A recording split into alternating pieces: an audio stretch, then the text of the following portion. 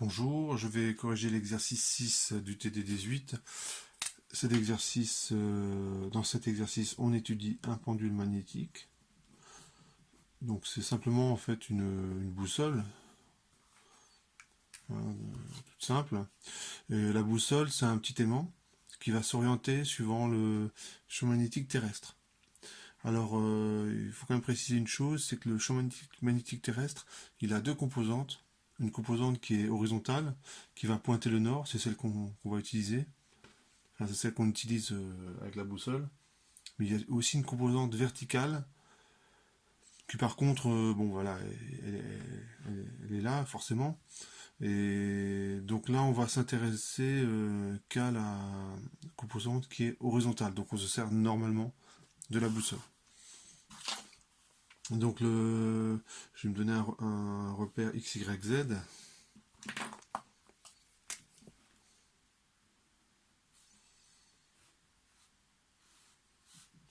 X, Y, Z. Le champ magnétique, disons qu'il est ouais, comme ceci. Je vais prendre le champ magnétique comme ceci. Dans le plan OXZ. Un B appartient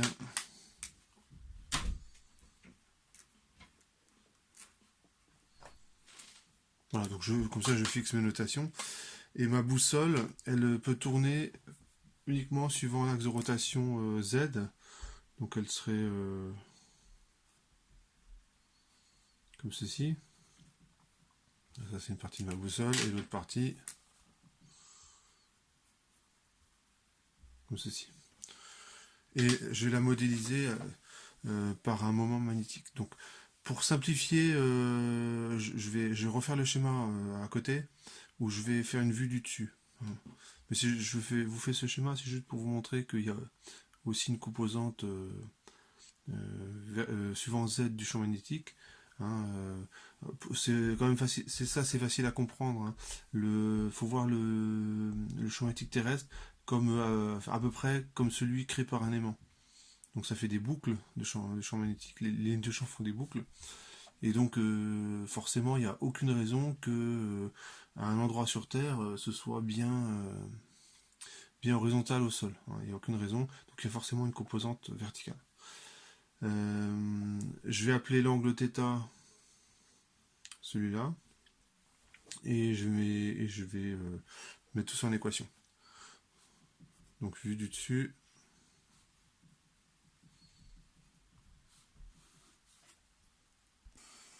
Voilà, j'ai refait le schéma, donc c'est vue du dessus. Et le champ magnétique, je vais vous le représenter.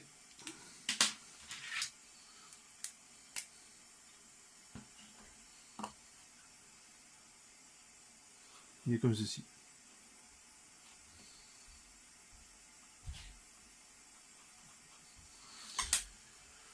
Donc je vais m'intéresser qu'à la composante suivant X du champ magnétique. Hein, donc le vecteur champ magnétique, ce sera BX, BY, BZ, ses coordonnées. BY est nul. Et donc je vais commencer la mise en équation. Alors ce qu'on va simplement utiliser, c'est la formule, le moment des forces, c'est M vectoriel B. D'accord, donc faites attention, des moments, il y en a plein, il y a le moment magnétique, il y a le moment des forces, il y a même des moments dipolaire électrique, enfin bon bref, le terme moment, on le rencontre souvent en physique et ça désigne des choses différentes, donc faites attention. Et je vais simplement écrire le théorème du moment cinétique. Alors le référentiel est terrestre supposé galiléen, ça on va quand même le marquer. Voilà, donc on précise le référentiel, le système. Donc là, il n'y a que le couple qui agit, la boussole, hein, vous voyez comment c'est fait. Elle ne peut que tourner selon l'axe Z. Et forcément, le poids et la réaction du support se compensent pour pas que l'aiguille elle tombe par terre. Donc le TMC, c'est simplement J θ seconde, où J c'est le moment d'inertie de la boussole par rapport à l'axe Z. Donc je vais l'appeler J. C'est égal à M vectoriel B. Et je ne vais garder que la composante suivant EZ, parce que c'est celle qui va faire tourner votre boussole. Donc voilà, donc maintenant on va faire ce petit calcul. Donc on va détailler, donc ça fait J θ seconde. Le moment magnétique c'est M cosinus θ. Donc il suffit de regarder le schéma. Hein. Je projette le vecteur M suivant X et Y. Donc ça fait M cosinus θ.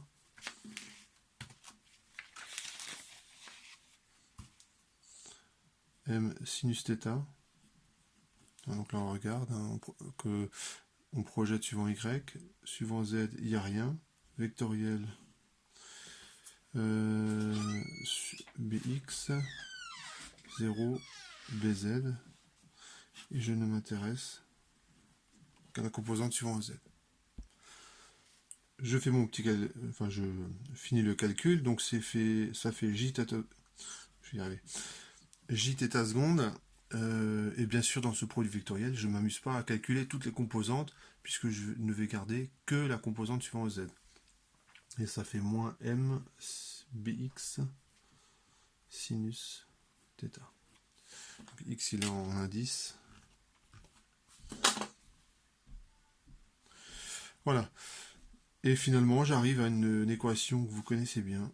C'est celle du pendule simple. Hein, si je pose ce truc-là égale oméga 0 carré. Donc on retrouve l'équation. Alors c'est pas un pendule simple, excusez-moi,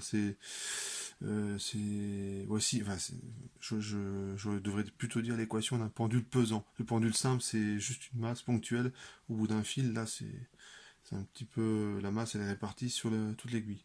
On retrouve l'équation d'un pendule.